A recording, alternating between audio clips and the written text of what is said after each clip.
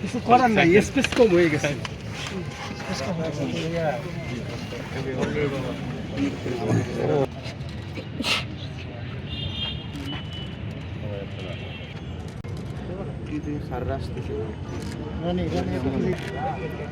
গণ অভ্যুত্থান দিবস, এই দিবসে আমাদের প্রত্যাশা এই বিগত আমলে যেভাবে বাংলাদেশের গণতন্ত্র ভুলণ্ঠিত হয়েছিল, বিভিন্ন সাংবিধানিক প্রতিষ্ঠান যেভাবে ধ্বংস হয়েছিল, আগামীতে আমাদের এই বাংলাদেশ উদার গণতান্ত্রিক এবং এই গণতান্ত্রিক প্রতিষ্ঠানগুলো যাতে সঠিকভাবে চলতে পারে, এই বাংলাদেশের গণতন্ত্র আর যাতে হোঁচট না খায়, এই 5ই আগস্টের গণ অভ্যুত্থানে সবাইকে শিক্ষা নিয়ে আগামীতে আমরা একটা সোনার বাংলা, আমাদের একটা বাংলাদেশ, আধুনিক বাংলাদেশ গড়ে তুলতে হবে।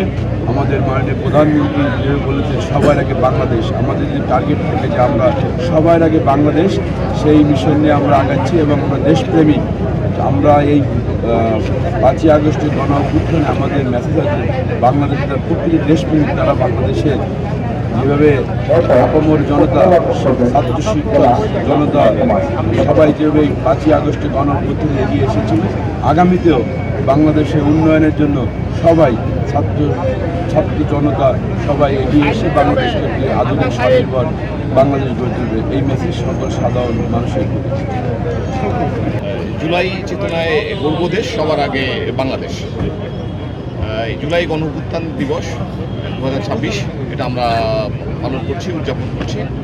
এর মূল বিষয় হলো যে জুলাইতে যারা শহীদ হয়েছেন, যারা আহত হয়েছেন, সে সকল জুলাই যোদ্ধাদের প্রতি শ্রদ্ধা নিবেদন। পাশাপাশি এই জুলাই যে চেতনা, যে স্পিরিট, এটা যাতে আমাদের সকলের মধ্যে ছড়িয়ে আছে এবং এটি যাতে আরও উজ্জীবিত হয়। আমরা এর মধ্য দিয়ে যে গণতান্ত্রিক ধারায় আমরা পৌঁছেছি, এই ধারাটা অব্যাহত থাকুক, দেশ স্বনির্ভর হয়ে উঠুক, আধুনিক হয়ে উঠুক, এই প্রত্যাশার জন্য আজকের এই জুলাই গণ অভ্যুত্থান দিবস উদযাপন।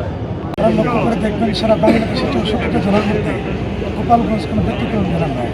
অন্যান্য জেলায় যেভাবে আইনশৃঙ্খলা ব্যবস্থার প্রস্তুতি গ্রহণ করা হয়েছে, আমরা একইভাবে গ্রহণ করেছি।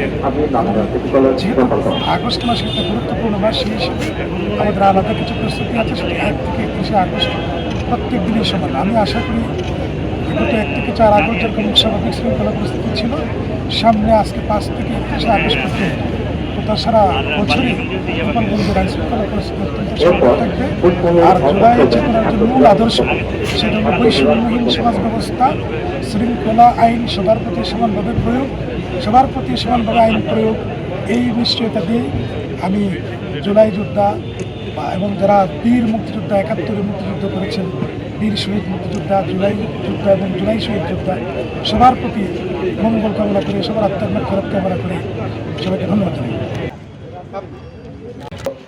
জনপ্রতিনিধিবৃন্দ, সরকারি বেসরকারি বিভিন্ন পর্যায়ে কর্মকর্তা কর্মচারীবৃন্দ,